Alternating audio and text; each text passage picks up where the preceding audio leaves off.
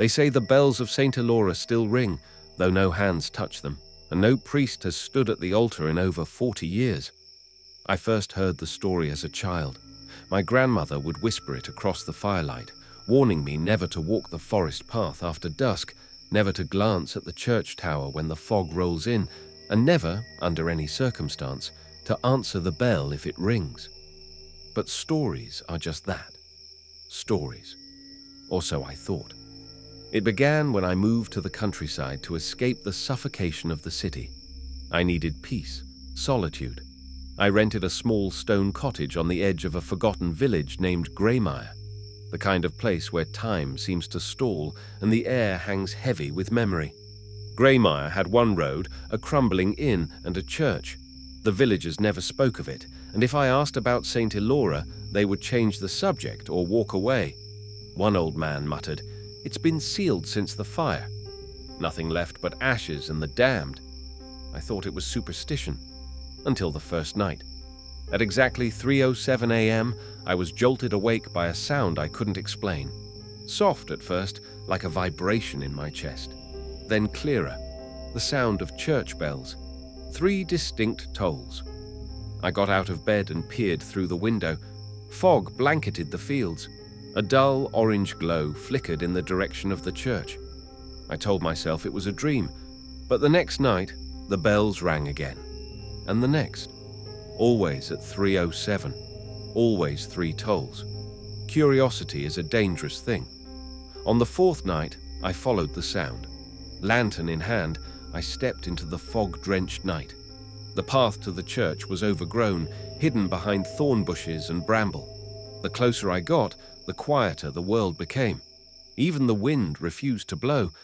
Then I saw it, St. Elora's, or what was left of it. The bell tower loomed above the forest, fractured but standing. The main building was scorched and blackened, windows shattered, roof partially collapsed. Ivy crawled up the walls like veins on rotted flesh.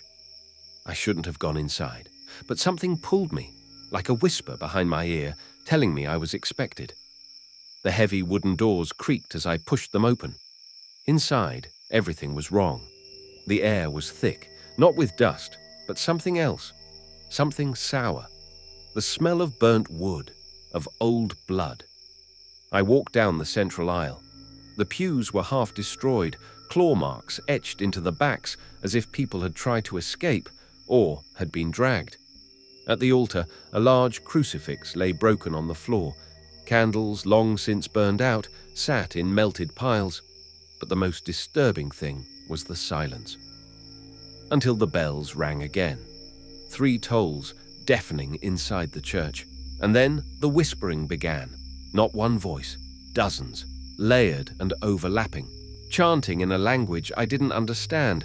I turned to run, but the doors slammed shut behind me with a thunderous bang. My lantern flickered, then died. I was plunged into darkness, and then I saw them. Figures began to emerge from the shadows, tattered robes, eyeless faces, mouths stretched in impossible grins. They moved without sound, drifting toward me. In the center of the nave, a circle had been carved into the floor, symbols etched in what looked like dried blood. The figures surrounded it, and in the middle of the circle stood a girl. She couldn't have been more than 8. Pale skin, matted black hair, and eyes that bled darkness. She looked at me. "Do you hear them too?" she asked, her voice as hollow as a tomb. I couldn't speak, couldn't move. "They rang the bells for me," she said, smiling, "so I could come back." Suddenly the chanting grew louder. The figures raised their hands. The church trembled. The bells rang again, but this time the sound came from inside my skull. The girl stepped toward me, her bare feet leaving bloody prints. "They need a voice," she whispered. "You'll do." I screamed, but no sound came out. And then I woke up, back in my bed, sweating, trembling, but alive. Was it a dream? A hallucination? The next day, I tried to find the church again, but the path was gone. The thorns had swallowed everything. There was no clearing, no ruins, as if the church had never existed.